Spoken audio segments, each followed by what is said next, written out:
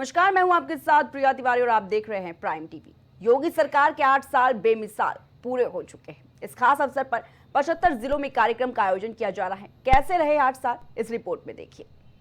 UP में योगी सरकार के उत्कर्ष के 8 साल पूरे हो चुके हैं। इस मौके पर बीजेपी सभी 75 जिलों में जश्न मनाने की तैयारियों में जुट गई है। जब से योगी आदित्यनाथ ने उत्तर प्रदेश की बागडोर संभाली है, उसके बाद से यूपी में विकास की बयार देखने को मिल रही है। यूपी में निवेश के द्वार खुले हैं, युवाओं को बम्पर रोजगार मिले, साथ ही चिकित्सा शिक्षा में सकारात्मक बदलाव देखने को मिल रहा है। यानी यूपी देश की नंबर 1 अर्थव्यवस्था बनने की तरफ अग्रसर है। यूपी क्राइम कंट्रोल करने वाला रोल मॉडल प्रदेश बन चुका है। आज यूपी नो कर्फ्यू, नो दंगा, यूपी में सब और चंगा। योगी आदित्यनाथ सरकार के सत्ता में 8 साल बेमिसाल पूरे कर चुकी है। यूपी के सबसे लंबे समय तक राज करने वाले मुख्यमंत्री के तौर पर एक ऐतिहासिक उपलब्धि हासिल करने वाले सीएम होंगे। सरकार इस अवसर को विशेष बनाने के लिए कई कार्यक्रमों और नई घोषणाओं के साथ मनाने की तैयारी में है। जिलों में योगी सरकार के मंत्रियों की प्रेस कॉन्फ्रेंस करेंगे और सरकारों की ओर से किए गए कार्यों को केंद्र सरकार के साथ जोड़कर जनता तक पहुंचाने का काम करेगी। अपराध पर लगाम, अपराधियों का काम तमाम। यूपी में सिर्फ कानून का गुणगान। जी हाँ, सूबे के मुखिया योगी आदित्यनाथ जब से यूपी के सिरमौर बने हैं, तब से बड़े अपराधियों पर कानून का वो चाबुक चला है जिससे वो पानी भी नहीं मांग रहे हैं। कायदे प्लस कानून के सख्त हिमायती माने जाने वाले योगी आदित्यनाथ के शासनकाल में या तो अपराधी प्रदेश छोड़कर भाग चुके हैं या फिर परलोक सिधार चुके हैं। यूपी में योगी आदित्यनाथ ने कैसे क्राइम पर कंट्रोल किया है, उसका आंकड़ा जारी हुआ है। अपराध यूपी में नो मोर। 2017 से अब तक 222 अपराधी एनकाउंटर में ढेर। एनकाउंटर में 8,118 अपराधी घायल हुए। 20,221 इनामी बदमाश अरेस्ट। 79,984 अपराधियों पर गैंगस्टर के तहत एक्शन। 930 अपराधियों के खिलाफ एनएसए। सूबे की मुखिया योगी आदित्यनाथ ने संगठित अपराध को इस कदर कुचला कि या तो वो दम तोड़ चुका है या फिर यूपी छोड़ चुका है। कई बड़े अपराधियों का काम तमाम हो चुका है। योगी का चाबुक अपराधीन ताबुत। अतीक अहमद, अशरफ अहमद, मुख्तार अंसारी, विकास दुबे। राज्य में 4 स्तरीय एंटी भू माफिया टास्क फोर्स का गठन कर 66,000 हेक्टेयर से अधिक भूमि को अब तक अवैध कब्जे से मुक्त कराया गया है। 2017 से अब तक एसटीएफ ने 130 आतंकवादियों, 171 रोहिंग्या बांग्लादेशी अपराधियों और सहयोगियों को गिरफ्तार किया है। अपराध पर वार कार्रवाई जोरदार। 66,000 हेक्टेयर भूमि कब्जा मुक्त। 142.46 अरब की भूमि अब सरकार के अधीन। 130 आतंकवादियों की गिरफ्तारी। 171 रोहिंग्या बांग्लादेशी अपराधी सहयोगी गिरफ्तार। यूपी भारत सरकार की ग्रोथ इंजन को केंद्र में रखते हुए भव्यता के साथ आयोजित किया जाएगा। 8 सालों में योगी सरकार ने अपने कई प्रण पर इतिहास रचा। योगी सरकार के 8 सालों में 15 लाख करोड़ का निवेश हुआ, जिससे 60 लाख युवाओं को रोजगार मिला। योगी सरकार ने self defence, medical, road development, agriculture जैसे तमाम क्षेत्रों को लेकर धरातल पर काम किया। पिछले 8 सालों में योगी आदित्यनाथ की नेतृत्व में प्रदेश ने उत्तर प्रदेश का सफर तय किया। Desk report, prime TV. वर्षों में उत्तर प्रदेश किस प्रकार बदला है, सब कुछ इस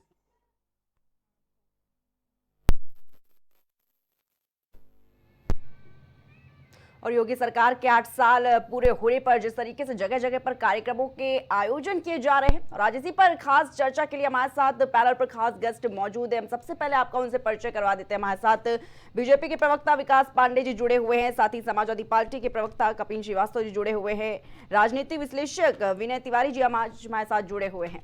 सबसे पहले आप सभी का बहुत बहुत स्वागत है हमारे साथ खास चर्चा में। विकास पांडे जी के पास सबसे पहले जाना चाहूंगी। विकास पांडे जी, आज जिस तरीके से योगी सरकार के 8 साल पूरे और हो रहे हैं और किस तरीके से आप इसे देख रहे हैं?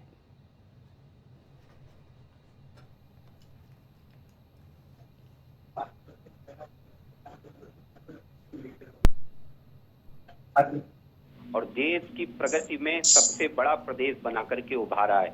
इसके लिए मैं माननीय योगी आदित्यनाथ जी को, उत्तर प्रदेश की पूरी जनता को बहुत बहुत बधाई देता हूं, बहुत बहुत शुभकामनाएं देता हूं।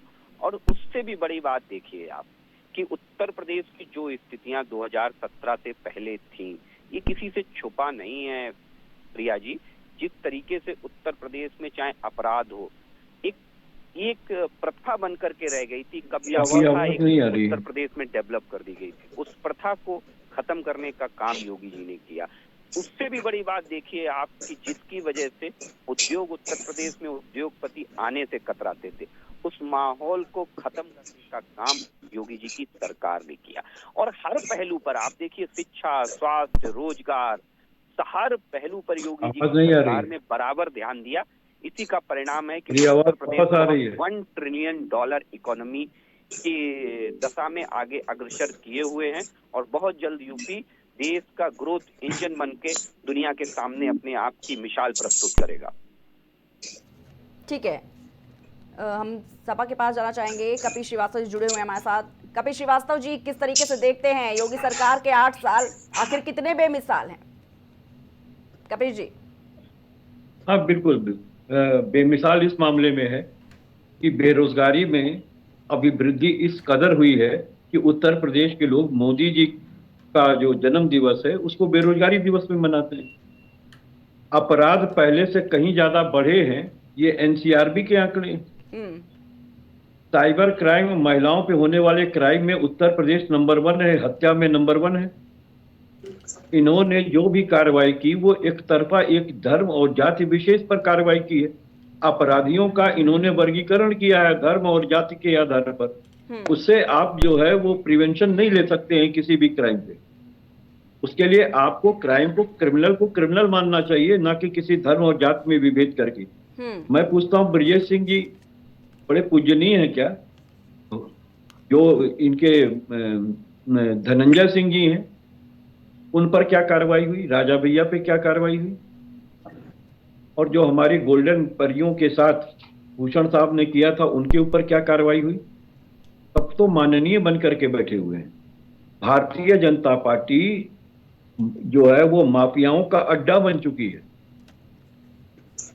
और दूसरी बात आपको कह दें, छोटे भाइयों को फोटो खिंचवा लेने से हाथ ऊपर उठा करके क्राइम नहीं रुकता है। आपकी एनसीआरबी तो खुद ही कह रही है कि पहले से 15% ज्यादा आपके क्राइम बढ़े हैं। अब रह गई बात आर्थिक स्थिति की। 34 लाख करोड़ का एएमयू सिग्नेचर हुआ है अभी तक योगी सरकार में। केवल मुझे इनके प्रवक्ता से या भारतीय जनता पार्टी से वो लिस्ट प्रस्तुत कर दीजिए कि कहां पे कितने रुपए का विनिवेश हुआ है। क्योंकि हकीकत इस बात की है कि आप तो ढोल बजा करके आप ये कर लेते हैं कि भाई 34 लाख करोड़ का एएमयू सिग्नेचर हो गया, इज ऑन डूइंग बिजनेस में उत्तर प्रदेश नंबर 1 पर है। तो वो नंबर 1 पे होने का क्या फायदा है जब आप ये बताने के लिए तैयार नहीं है, इस पे श्वेत पत्र जारी करने के लिए विधानसभा में कोई डाटा रखने के लिए तैयार नहीं है कि कितने लोगों को आपने उन स्थापित कंपनियों और उद्योगों में आपने जो है वो रोजगार दे दिया है, नौकरियां दे दी हैं। आपने जो 20 लाख प्रतिवर्ष नौकरियां पक्की देने की बात कही थी, वो आप बताएं कि ऑर्गेनाइज और अनऑर्गेनाइज सेक्टर में आपने कहां पर दी हुई है, कहां से सरकारी और प्राइवेट सेक्टरों में कितनी कितनी दी हुई है। तो सरकार इसको बताने से भागती रही। हाँ, इन्होंने इन 8 वर्षों में एक चरमोत्कर्ष पे चीज पहुंचाई है, वो ये कि जो भी परीक्षा ये लेते हैं उसका पेपर लीक हो जाता है। तो हकीकत इसी बात की है कि जब पेपर लीक हो जाएगा तो भर्ती कहाँ से होगी? और जो भर्तियां हुई वो देखिए कैटेगरी में खड़ी हैं, कहीं ना कहीं न्यायालय में के अंदर है। इन्होंने जिस तरीके से सरकारी भर्तियों में पिछड़े वर्ग और दलितों की उपेक्षा करते हुए उनकी हकमारी की है आरक्षण में, वो आपके सामने है। तो ये सरकार तो सबका साथ, सबका विकास, सबका विश्वास का कोरा दावा करती है और ये चंद पूंजीपतियों के लिए काम करने वाली सरकार है। और किस तरीके से योगी जी अपनी पीठ ठोक सकते हैं? अभी मऊ के अंदर देखिए जो बच्ची के साथ क्राइम हुआ, कन्नौज के अंदर क्राइम हुआ, सीतापुर के अंदर काम हुआ, और जिस तरीके से इनकी पुलिस ने आपने देखा कि तमाम ऐसे उसमें जो है स्वयं लिप्त पाई गई। कन्नौज के अंदर तो आपको याद होगा कि पीड़िता का ही जो है वो रेप कर दिया गया था थाने में ही। तो इस तरह की तमाम घटनाएं हैं जिनसे योगी सरकार की जो छवि वो बद से बदतर होती चली गई है। और शायद यही वजह है कि इनके खिलाफ पहले रिजिम में भी 200 विधायक जो हैं वो अगेंस्ट जा करके बैठे थे। क्राइम पहले से ज्यादा बढ़ा है, तो आर्थिक क्राइम भी बहुत ज्यादा बढ़ा है, भ्रष्टाचार प्रशासन पे बढ़ा है। इनके खुद जन नेता ये बात कहते हैं कि हमारी सुनवाई नहीं होती है और प्रशासन जो है वो बढ़ चढ़ करके रिश्वत लेता है और तब कोई मामला दर्ज करता है। और आसान नहीं है, योगी सरकार में 406, 419, 20, 67, 68, 71 के जो मामले थे, एनवीएस में 318, 316, 2, तो वो कहाँ दर्ज हो रहे हैं? वो तो उसके लिए आपको मुकदमा विवेचक के थ्रू थाना प्रभारी और थाना प्रभारी के थ्रू सीओ और सीओ के थ्रू एसपी और एसएसपी के थ्रू एसपी के थ्रू एसएसपी, फिर वहां से अगर वो आज्ञा देते हैं तो करते हुए क्रमबद्ध नीचे आता है। तब तक पता चलता है कि अगर कोई 4 से 6 का 419, 20, 67, 68 का मुलजिम है तो वो नेपाल भाग चुका है। 2 से 2.5 महीने के अंदर जो है वो जांच इनकी कंप्लीट होती है। तो ये है इनकी कॉकसी कार्रवाई जो दिखाई देती है कि योगी सरकार में ना प्रशासन चुस्त है, ना पुलिस प्रशासन चुस्त है। साथ ही इनका जो शासन के अंदर जो मंत्री हैं वो आपसी मतभेद में लगे हुए हैं। भ्रष्टाचार का बोलबाला है। तमाम बेरोजगारों को जो है जानबूझ के पेपर लीक कराया जा रहा है, कहीं ना कहीं न्यायालय में खड़ा कराया जा रहा है। तो बेरोजगारी भी पहले से कहीं ज्यादा बढ़ी है। एमएसएमई सेक्टर में भारी गिरावट आई है, विनिर्माण में भारी गिरावट आई है, राजस्व घाटा उत्तर प्रदेश का बढ़ा है। तो ये सारी चीजें योगी सरकार के ऊपर बहुत बड़ा प्रश्न खड़ा करती है। इसका अक्षरशः जवाब प्रवक्ता जी को भी देना चाहिए और साथ में ऑथेंटिक वो डाटा लेके बैठना चाहिए जो श्वेत पत्र जारी करते हुए हमारे नेता प्रतिपक्ष ने विधानसभा में मांग की थी, जिसको आज तक कभी श्वेत पत्र कोई जारी नहीं किया गया। ठीक है, हमारे साथ विनय तिवारी भी जुड़े हुए हैं। विनय तिवारी जी, आपसे जानना चाहूंगी किस तरीके से आप देख रहे हैं योगी सरकार के 8 साल, ये जो बेमिसाल एक टैगलाइन दो दी गई है, किस तरीके से देख रहे हैं? नमस्कार प्रिया जी। देखिए, अगर योगी आदित्यनाथ के पिछले 8 साल की अगर समीक्षा की जाए तो देखिए, ईमानदारी से अगर बात की जाए तो वो एक चीज ये है कि 8 साल की जो योगी सरकार है उसका काम ठीक ठाक है। बहुत अच्छा नहीं कहा जा सकता है, लेकिन ठीक ठाक है। अब ठीक ठाक में क्या है कि अपराध पे लगाम लगी है, इसमें कोई संशय नहीं है। बिल्कुल। महिला सुरक्षा, महिलाएं जो है कहीं ना कहीं फ्रीडम महसूस कर रही हैं। और योगी मॉडल जैसे है वो पूरा खाली यूपी नहीं, दूसरी सरकार भी अपना रही है। अभी पंजाब में भी देखने को मिला, केजरीवाल भी कहीं ना कहीं वहां बुलडोजर जो है वो चला रहे। मैं ये नहीं कह रहा हूँ कि बुलडोजर प्रणाली बहुत सही है, लेकिन उनके मॉडल की डायरेक्ट या इनडायरेक्ट चर्चा होती जरूर है। वो एनडीए शासित सरकारों में भी और जो जहां पे एनडीए सरकार नहीं है वहां पे भी होती है। तो कुल मिला के उनका काम ठीक ठाक है, लेकिन अभी भी उनको कुछ और से काम करने की जरूरत है। जैसे हमारे सपा के प्रवक्ता कह रहे थे, उनकी बातों में कुछ न कुछ दम है। अभी भी बेरोजगारी के मामले में योगी सरकार को बहुत अच्छे कदम नहीं उठाए हैं। जितनी नियुक्तियां होनी चाहिए थी, पेपर जो लीक हुए हैं उन पे कहीं ना कहीं प्रश्न चिन्ह तो लगा ही है, लेकिन सरकार उस पर मुस्तैद है और कार्रवाई भी की है। अब आने वाला वक्त ही बताएगा कि हाँ उनमें क्या सुधार किए हैं।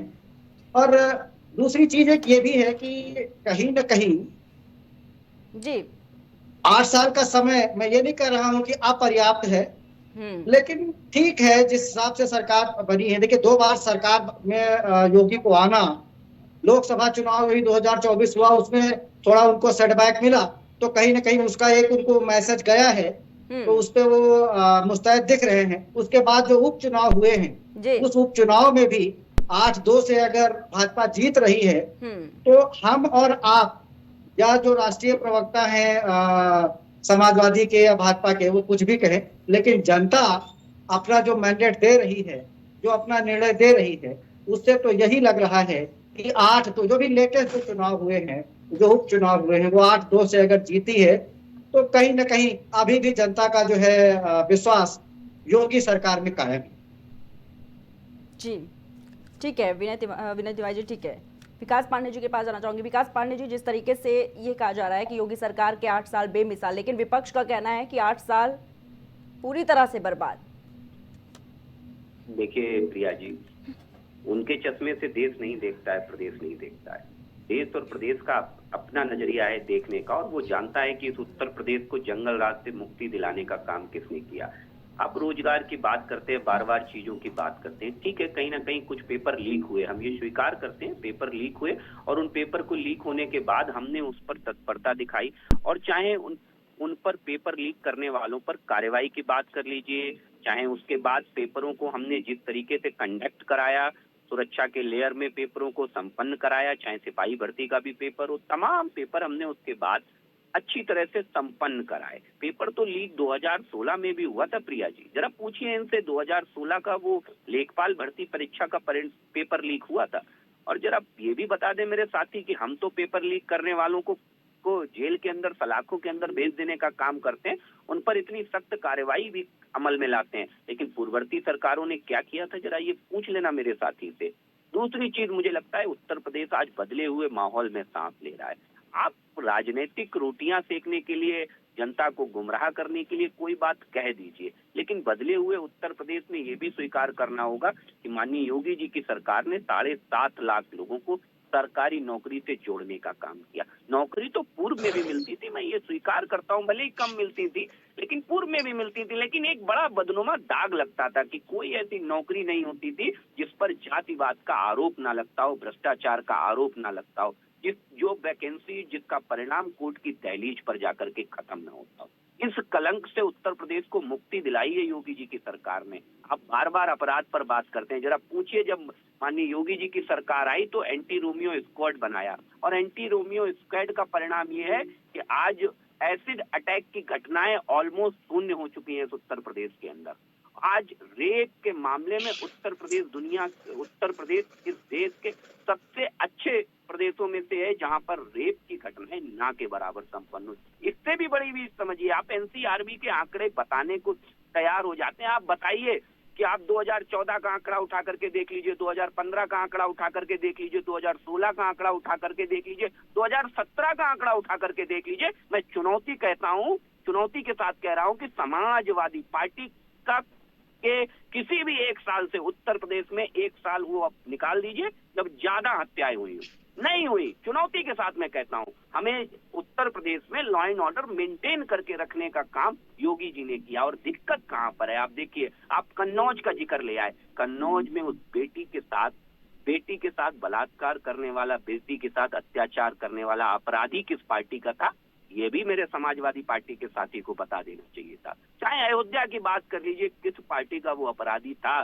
किसकी मिली भगत से उस पीडीए परिवार की बेटी के साथ समाजवादी पार्टी के किस अपराधी ने क्या कृत्य किया, ये पूरा प्रदेश जानता है प्रिया जी। इन सब माहौल से आज उत्तर प्रदेश को बाहर निकाल करके योगी जी की सरकार लेकर के आई है। आज 56 डिस्ट्रिक्ट इस उत्तर प्रदेश में ऐसे हैं जहां मेडिकल कॉलेज संचालित हैं। जरा पूछिए, केवल जब मेडिकल कॉलेज बनाने की बात आई तो सही दिखा, हवाई पट्टी बनाने की बात आई तो सही दिखा, आपको एक्सप्रेसवे बनाने की बात आई तो केवल वो 5 जिलों में ही पूरे एक्सप्रेसवे को घुमा दिया गया, पूरे एक्सप्रेसवे को 5 जिलों में घुमा दिया गया।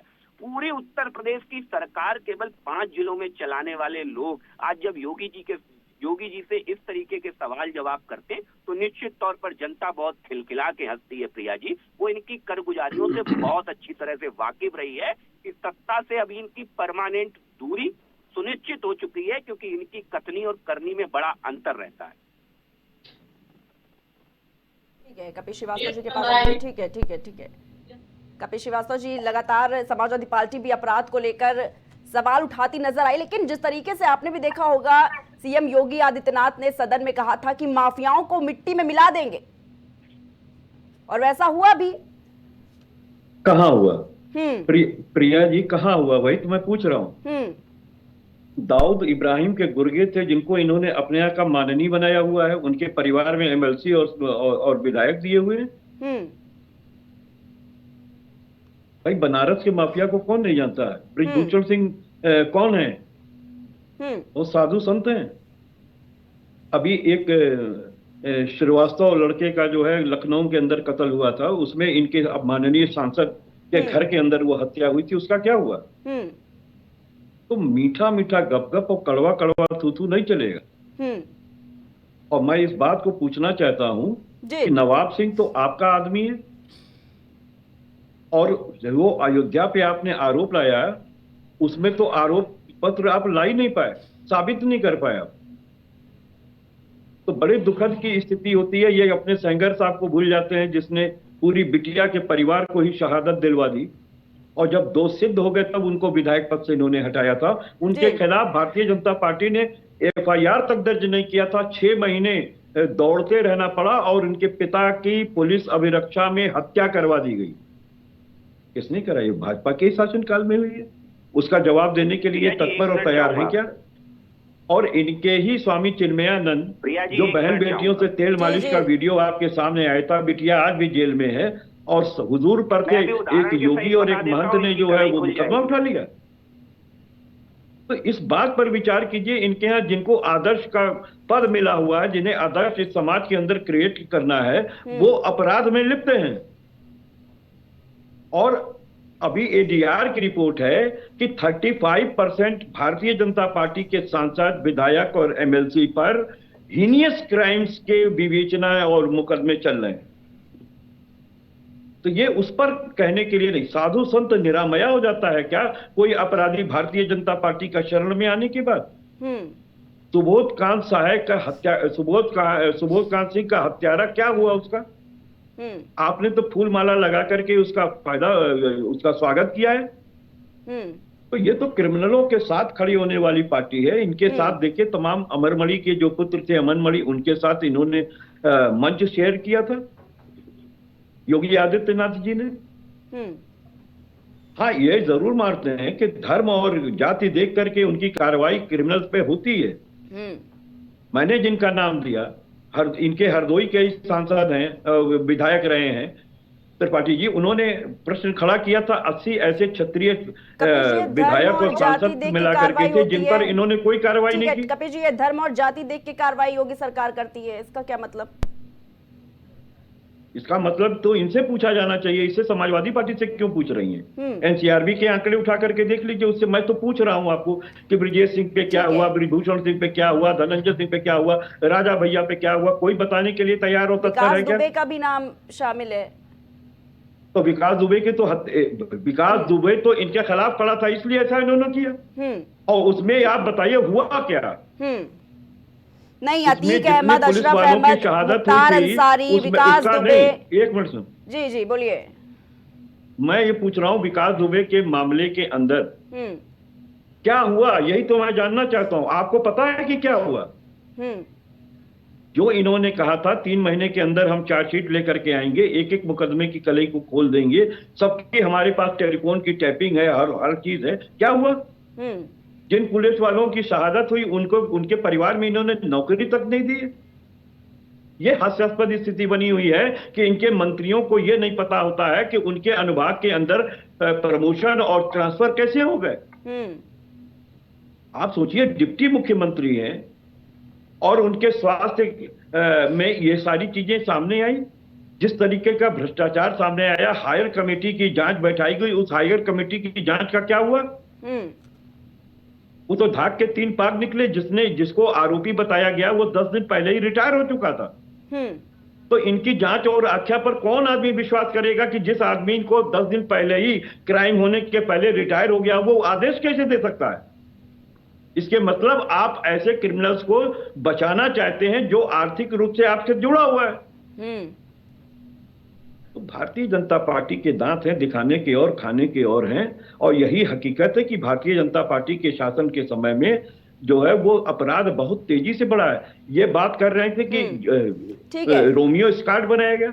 आप है। पूछिए ना इनसे ठीक है, कितने कपिल साल जी, हो ठीक गए है। रोमियो स्क्वाड को डिमोलिश किए हुए। ठीक है कपिल जी, 10 लेकिन आज जिस 90 हम तरीके लोगों से ने रिपोर्ट महिलाओं पेश के लिए की गई पावर है, दिया था, वो कहाँ चला ठीक है गया? कपिल जी, लेकिन ये जो रिपोर्ट पेश की गई है और 2017 से लेकर अब तक की, और उसमें तो लगातार ये बड़ी बड़ी बातें लिखी गई हैं और ये भी कहा गया 222 अपराधियों के एनकाउंटर जो है वो योगी सरकार में हुए हैं। एनकाउंटर में 8118 जो अपराधी है वो घायल हुए हैं। लगातार आप देखिए ना, एनएसए लगाया गया 930 अपराधियों के खिलाफ, और अपराधियों पर कैसे चाबुक चला, चाहे वो अतीक अहमद की बात कर ले, अशरफ अहमद, मुख्तार अंसारी, विकास दुबे।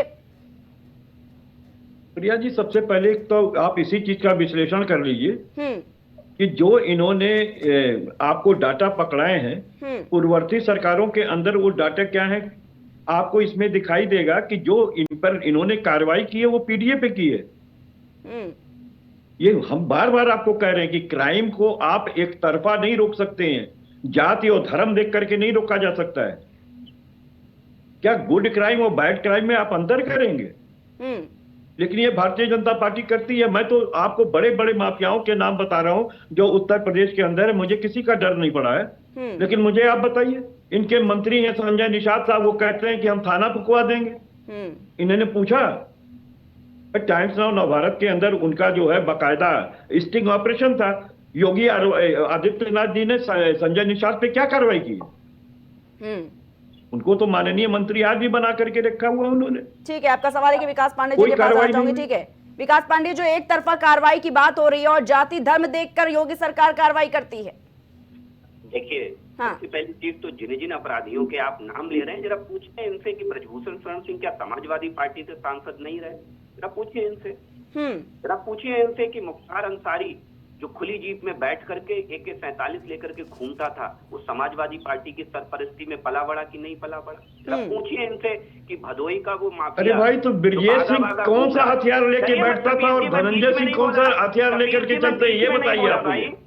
ब्रजभूषण सिंह साधु संत निरामया है जिनके अपने हेलीकॉप्टर चल रहे हैं। इनके बीच में नहीं 147 से लेके AK-56 तक उनके घरों में रखा है। पुलिस आपकी है, आप क्यों नहीं गिरफ्तार करना चाहते हैं? और आपको अगर कोई विपक्षी के खेमे में इस तरीके की चीजें दिखाई दे रही हैं तो हाथ कंधर को आरती, क्या पुलिस प्रशासन तो आपके पास है? आप क्यों नहीं छापा मार करके आप उनको अंदर करने का काम करते हैं? किसी ने आपको रोक रखा है? सुन तो लीजिए कपिल जी, बोलिए बोलिए विकास के साथ सुनने की क्षमता रखिए।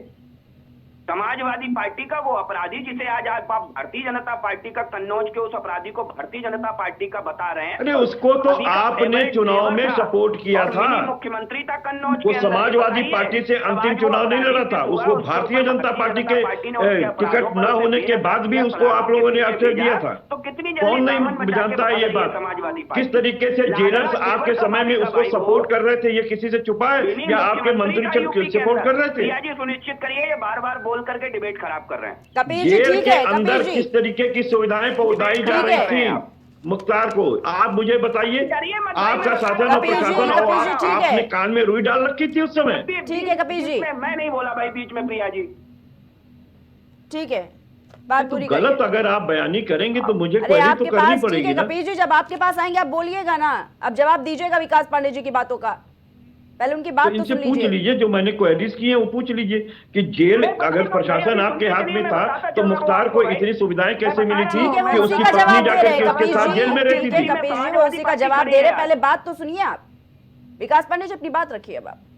कड़वा कड़वा थूक की स्थिति में आज प्रिया जी समाजवादी पार्टी खड़ी है। क्यों खड़ी है? क्योंकि आप देखिए, समाजवादी पार्टी से कभी पूछिएगा जिनके साथ आज आप गठबंधन में हैं, जरा दर्द पूछिए उन अजय राय जी का जाकर के, जो समाजवादी पार्टी उनके भाई के हत्यारों को सर आंखों पर बैठा करके घूमती रही। भारतीय जनता पार्टी की सरकार आई तब उनके कलेजे को ठंडक पड़ी।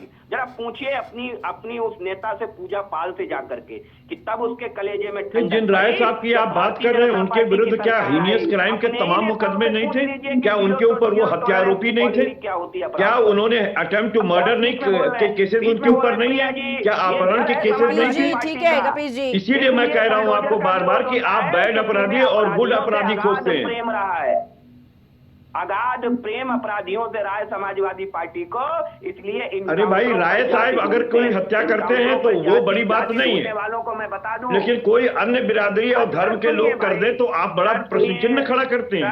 क्या दोनों क्राइम और हत्या में अंतर होता है कि दोनों की सजाएं बदल जाती हैं? अरे भाई, किसमें अंतर होता है? मैं आराम से पूछ लीजिएगा, मैं आपके मुझे आप बताइए ना कि राय साहब जिनकी हत्या हुई थी वो साधु संत थे क्या? उन्होंने जीवन में अपने कितनी हत्याएं की थी? उन पर मालूम है कितने केसेस चल रहे थे? पार्टी का मिनी मुख्यमंत्री अपराध में लिप्त पाया जाता है तो प्रिया जी इनसे पूछ लीजिए, ये बताने के लिए तैयार नहीं है। इनके डिप्टी मुख्यमंत्री केशव प्रसाद मौर्य पे मोहम्मद गौस के हत्या का केस रहा है, पशु तस्करी का केस रहा है, 419/67/71 का केस रहा है, चेक बाउंसिंग का केस रहा है, अपहरण के केसेस रहे हैं, और अभी माननीय उप मुख्यमंत्री बने बैठे हैं। आप क्या डिबेट कर रहे हैं? ये ठीक है कपिल जी, ये सीनियर प्रवक्ता है। आप बताइए ना केशव प्रसाद मौर्य पे कितने हीनियस क्राइम है? जरा मुझे बताइए, समाजवादी पार्टी के आदरणीय पूर्व मुख्यमंत्री अखिलेश यादव जी के ऊपर भी मुकदमे दायर थे, उन्होंने अपने कोई क्राइम नहीं है। आपका शासन है, जेल भेजो। आपका शासन और सरकार अभी तक तो जेल भेज दिए होते हैं। जस्टिफाई करते अगर हमारे ऊपर कोई केस होता तो आप जेल भेज चुके होते मान्यवर। आपकी सरकार चल रही है, आप विपक्ष में नहीं बैठे हैं, डिबेट में बैठ करके आप विपक्ष में नहीं बैठे हुए हैं, आप सत्ता पक्ष के दायरे हैं, आप आरोप नहीं लगा सकते, आप कार्रवाई कर सकते हैं। ठीक है कपिल जी, ठीक है। अगर वो रिपोर्ट पेश कर रहे हैं, अगर वो बता रहे हैं कि कितने अपराधियों का एनकाउंटर हुआ, कितनी भूमाफियाओं से जमीन छुड़वाई गई, कितने आतंकियों को ढेर किया गया, तो आप उसमें काउंटर करने के बजाय बताइए ना समाजवादी पार्टी में कितना, आप बताइए ना समाजवादी पार्टी का रिपोर्ट कार्ड पेश कर दीजिए। हर तरीके की चीजों के लिए बल का प्रयोग करते हैं, हत्याएं करते हैं, वो तो इनके माननीय सांसद और विधायक बने हुए हैं। तक समाजवादी पार्टी नंगी है, वो जानती है अपराधियों। आप बताइए ना कि केशव प्रसाद मौर्य जी क्या हीनियस क्राइम के अंदर उनका ट्रायल नहीं चल रहा है? ये बता पाए कि समाजवादी और माननीय डिप्टी मुख्यमंत्री बनाए हुए हैं के लिए किया क्या, ये नहीं बता सकते। आपके संजय निषाद पे हत्या का केस चल रहा है, इसी गोरखपुर के न्यायालय में चल रहा है। सुनिए आप, संजय निषाद जी को तो आप गले से लगाए हुए, जिन्होंने बाकायदा जो है राम जी को किसका पुत्र बताया था, आपको तो मालूम ही होगा। कपिल जी ठीक है, ये डिबेट है, भिंडी बाजार नहीं है। कपिल भाई को बताइए ये बात। नहीं, भिंडी बाजार नहीं, तो कम से कम तथ्यात्मक चीजें रखिए। आप मेरे प्रश्नों का जवाब दे दीजिए। आप सत्ता में, हम विपक्ष में हैं। अब मैं बता रहा हूँ आपको तथ्य, में तथ्य आप बताइए ये तथ्य नहीं है। जो इतना मैं बोलता चलूं आप बताइए इसमें ये तथ्य नहीं है। हम तो बता रहे हैं कि जो आप बोल रहे हैं उसमें तथ्य नहीं है, यही तो खास बात है। मैं पूछ रहा हूँ केशव प्रसाद मौर्य पे हीनियस क्राइम ट्रायल चल रहे हैं कि नहीं चल रहे हैं? पैदा करें। योगी आदित्यनाथ जी ने अपने ही ऊपर से हत्या और हत्या के प्रयास। ठीक है कपिल जी। विकास पांडे जी, देखिए, उत्तर प्रदेश को अपराध मुक्त बनाते समय योगी जी ये बहुत अच्छे से जानते थे, कुछ अपराधियों के संरक्षण से सरकार चलाने वाले लोग विचलित हो जाएंगे। इसीलिए उन्होंने विधानसभा में डंके की चोट पर कहा था कि माफिया को हम मिट्टी में मिला देंगे। इन माफियाओं के संरक्षण से उत्तर प्रदेश की सरकारें चली, ये किसी से छुपा नहीं है। जियाउल हक की हत्या के समय जिनके आज आप नाम डिबेट में बैठ करके ले रहे, वो समाजवादी पार्टी में मंत्री पद सुशोभित कर रहे थे, और आज आप डिबेट में बैठ करके ऐसे प्रिटेम्प्ट कर रहे हैं जैसे समाजवादी पार्टी दूध की धुली हो। जरा पूछिए इनसे, समाजवादी पार्टी से। देखिए, बहुत व्यवहारिक दृष्टिकोण की बात है। क्या समाजवादी पार्टी के साथ आज गठबंधन में कांग्रेस पार्टी है या नहीं है? प्रिया जी बताइए भैया, है ना? तो जरा एक बार आप समाजवादी कांग्रेस पार्टी के प्रदेश अध्यक्ष के दिल से पूछिए जाके, कितना सुकून मिला उन्हें कि जिस माफिया ने उनके भाई को मारने का काम किया, उस माफिया को नष्ट नाबूद करने का काम भारतीय जनता पार्टी की सरकार ने किया। अपनी नेता पूजा पाल से कभी पूछिए उसके हृदय पे कितनी ठंडक पहुंची होगी जब आदरणीय योगी जी की सरकार ने उस माफिया को मिट्टी में मिलाने का काम किया, जिसने उसके पति को गोलियों से भुजवा दिया। मिट्टी में मिलाने का काम किया। दिक्कत क्या है? उन माफियाओं से तो इनकी सरकारें। अरे गोल्डन परियों की इज्जत आबरू लूटने वाले को कब मिट्टी में मिलाओगे, यही तो पूछ रहे हैं। ठीक है विकास, जो गोल्डन परियों को जो गोल्ड मेडल लेकर के आती थी, जिनके यौन उत्पीड़न का इस समय चल रहा है, पास्को एक्ट लगा हुआ है, बच्ची से यौन उत्पीड़न का केस चल रहा है, ठीक है विकास पांडे जी, कपिल श्रीवास्तव जी, कब मिलाएंगे योगी आदित्यनाथ? ठीक है कपिल जी, ठीक है, चर्चा को यहीं पर समाप्त करेंगे। ठीक है, तो आपको बताना चाहेंगे कि योगी सरकार के 8 साल पूरे हो चुके हैं और लगातार आपको बता दें कि लखनऊ में कई तरह के कार्यक्रमों में के आयोजन जो है वो किए जा रहे हैं। जन जन तक जो सरकार की उपलब्धियां हैं उनको बताने का काम किया जा रहा है। आज सीएम योगी आदित्यनाथ ने प्रेस कॉन्फ्रेंस भी की और उसमें तमाम तरह की जो उपलब्धियां रही हैं योगी सरकार की उनके बारे में जनता को बताया और साथ ही बताया कि किस तरीके की योजनाएं लेकर आई हैं, कितनी बड़ी उपलब्धियां जो हैं वो योगी सरकार जो है वो पूरी कर चुकी है और आगे क्या कुछ जो प्लान्स हैं उनके, उसके बारे में भी सीएम योगी आदित्यनाथ ने आज मीडिया से बात करते हुए इन तमाम चीजों का जिक्र किया। और आपको बता दें कि तमाम तरह के कार्यक्रम भी आज राजधानी लखनऊ में भी आयोजित किए गए हैं, जहां पर सीएम योगी आदित्यनाथ खुद शिरकत करने पहुंच रहे हैं और लगातार अपनी उपलब्धियों के बारे में जन जन तक पहुंचाने का काम भी कर रहे हैं। फिलहाल रुकेंगे एक छोटे से ब्रेक के लिए, जल्द हाजिर होंगे।